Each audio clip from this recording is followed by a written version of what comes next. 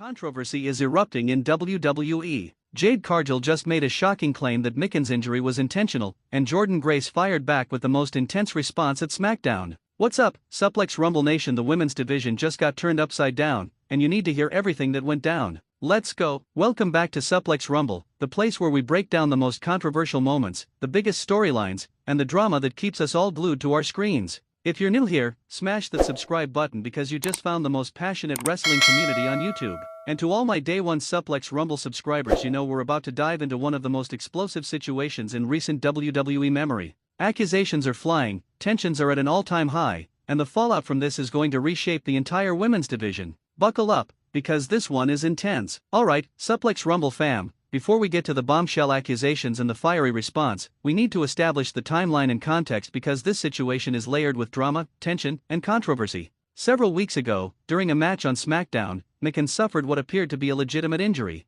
For those who might not have seen it, the match was intense from the start: hard-hitting action, competitive fire, and the kind of physicality that makes women's wrestling in WWE so compelling right now. But then, during a sequence in the match, something went wrong. Michin went down, and immediately, everyone watching could tell this wasn't part of the script. The referee signaled to the back, medical personnel rushed to ringside, and the concern on everyone's faces was real. Michin was helped to the back, and WWE later released a statement confirming that she had suffered an injury that would require time away from in-ring competition. The wrestling community immediately rallied around Michin, sending well wishes and hoping for a speedy recovery. That's what we do when one of our own gets hurt, we support them. The match continued after Michin's exit, but the energy had completely shifted. What was supposed to be a showcase became overshadowed by genuine concern for a performer's well-being. Social media was flooded with messages of support, fellow wrestlers posted their encouragement, and fans anxiously awaited updates on Michin's condition. For several weeks, things seemed to move forward normally. Michin posted updates on her recovery, thanking fans for their support. WWE programming continued with adjustments made to account for her absence. The injury seemed to be exactly what it appeared: an unfortunate accident that's part of the inherent risk of professional wrestling. But then, this week, everything changed. In a backstage interview segment, Jade Cargill, who had been in the match when Michin got injured, made a statement that absolutely shocked the wrestling world. Jade claimed that Michin's injury wasn't an accident. She suggested that there was intentionality behind what happened. She didn't explicitly name names, but the implication was clear: someone deliberately hurt Michin, and Jade was putting that information out there for the world to know. The wrestling community immediately erupted. Social media went into overdrive. Fans, analysts, and even other wrestlers started speculating about what Jade meant. Who was she accusing? What evidence did she have? Why was she speaking out now? Some people believed Jade immediately, pointing to suspicious aspects of how the injury occurred. Others were skeptical, wondering if this was perhaps part of a storyline or if Jade might be mistaken about what actually happened. The debate was intense and divided the fanbase right down the middle. WWE didn't immediately respond to Jade's claims, which only added fuel to the fire. Was this a shoot? Was this a work? The lines between reality and storyline became increasingly blurred, and that's when things got even more complicated. Fast forward to this week's SmackDown, and Suplex Rumble Nation, what went down was absolutely nuclear. The show was already buzzing because of Jade's accusations. Fans in the arena were chanting about the controversy, signs referenced the situation, and you could feel that something was going to happen. The question wasn't if there would be fallout, it was when and who would address it. About halfway through the show, Jordynne, who has been making waves since joining WWE's roster, was scheduled for a segment. Now, Jordynne has built her reputation on being tough, fearless, and absolutely unafraid to speak her mind. She's a fighter in every sense of the word, and fans have embraced her authenticity and intensity. When Jordynne's music hit, the crowd erupted. She made her way to the ring with purpose written all over her face. This wasn't someone coming out for a standard promo, this was someone with something important to say, and the entire arena could sense it.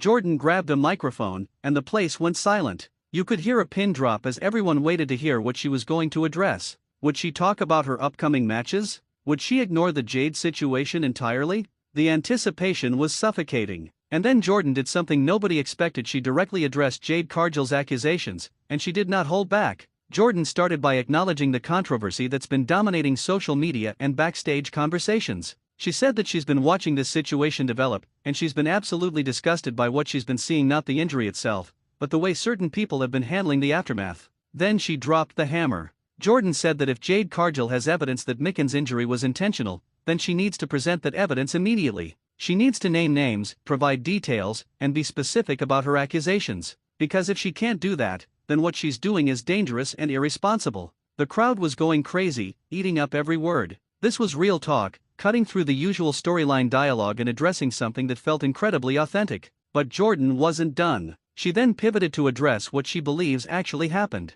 Jordynne said that she's seen the footage multiple times, she's talked to people who were there, and in her professional opinion, Michin's injury was exactly what it looked like, an unfortunate accident that can happen in this physically demanding profession. She called out the culture of making accusations without evidence, of stirring up drama for attention, and of turning a genuine injury into a conspiracy theory. Jordynne said that Michin deserves better than to have her injury turned into a storyline controversy, and the locker room deserves better than to have trust broken by unfounded accusations. The intensity in Jordynne's voice was palpable. This wasn't a scripted promo, this felt like someone genuinely frustrated with a situation and using her platform to speak truth to power. Then came the challenge. Jordynne looked directly into the camera and addressed Jade Cargill by name. She said that if Jade wants to make accusations, she better be ready to back them up. And if Jade has a problem with how Jordynne is defending the truth, then they can settle it the old-fashioned way in the ring, one-on-one, with no excuses and no controversy. The crowd absolutely lost it. The challenge had been issued. The gauntlet had been thrown down. This wasn't just about defending Michin anymore, this was personal between Jordynne Grace and Jade Cargill. But the segment wasn't over. Just as Jordynne was finishing her statement, the Titantron lit up with a pre-recorded response from Jade Cargill. Jade appeared on screen, and her message was short but powerful. Jade said that Jordynne doesn't know what she's talking about, that she wasn't there when it happened, and that she should be careful about defending people when she doesn't have all the facts. Jade said that the truth will come out eventually, and when it does, everyone who doubted her will have to apologize. Then Jade accepted Jordynne's challenge, but with a stipulation. She wants the match to be no disqualification, because she wants the freedom to show Jordynne exactly what happens when someone gets in her business and questions her integrity. The screen went dark, Jordynne stood in the ring with fire in her eyes, and the crowd was absolutely electric with anticipation for what's coming next. Okay, Suplex Rumble Nation, let's take a step back and analyze this situation from every angle, because there are multiple layers to unpack here, and we need to be smart about how we approach this. First, let's talk about Jade Cargill's position. Jade has been an absolute force since joining WWE. She's physically dominant, she's charismatic, and she's been positioned as a major player in the women's division. Her making these accusations carries weight because of her status and credibility. From Jade's perspective, she was in that match when Michin got injured. She had a close-up view of what happened. If she genuinely believes something intentional occurred, she has every right, arguably even a responsibility, to speak up about it. In a business where safety should be paramount, calling out dangerous work is important. However, the flip side is that accusations without specific evidence can be incredibly damaging. If Jade is wrong, or if she's misinterpreting what she saw, then she's potentially destroying reputations, creating hostile work environments, and turning a tragic accident into unnecessary drama. Now let's talk about Jordynne Grace's response. Jordynne has established herself as someone who doesn't play games. She's direct, she's honest, and she's earned respect throughout the wrestling industry for her professionalism and work ethic. Jordynne calling out Jade for making vague accusations is valid. If you're going to claim something as serious as intentional injury, you need to be specific. Who did it? How? What evidence supports this claim? Vague insinuations help nobody and hurt everybody. At the same time, Jordynne wasn't in that exact position during the match.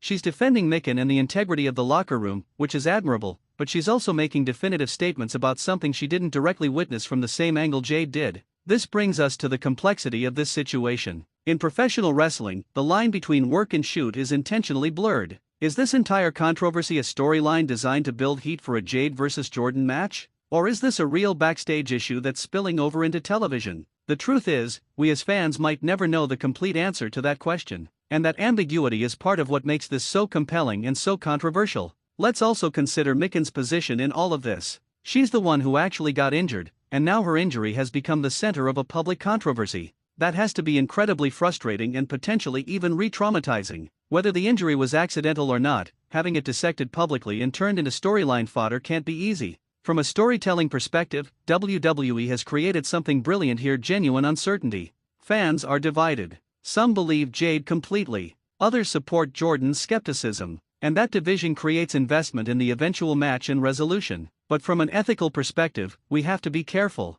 If this is a real accusation about a real safety issue, it deserves serious investigation, not storyline treatment. If it's entirely kayfabe, then it's playing with serious topics in potentially problematic ways. The no disqualification stipulation that Jade added to the match challenge is interesting from both perspectives. If this is a work, it promises a brutal, memorable match. If there's real heat, it gives both women the opportunity to settle things without restrictions. What we're seeing here is the evolution of modern wrestling storytelling using real tensions, real uncertainties, and real emotions to create compelling narratives that feel more authentic than traditional scripted storylines. Alright, Suplex Rumble fam, let's talk about where this explosive situation is heading because the implications are massive for multiple people and storylines. First and foremost, we're getting Jade Cargill vs Jordynne Grace in a no disqualification match, and that is going to be absolutely brutal. These are two of the most physically imposing women in WWE, both known for hard-hitting styles, and removing all rules from their confrontation? That's a recipe for an instant classic. I predict this match is going to be scheduled for the next premium live event.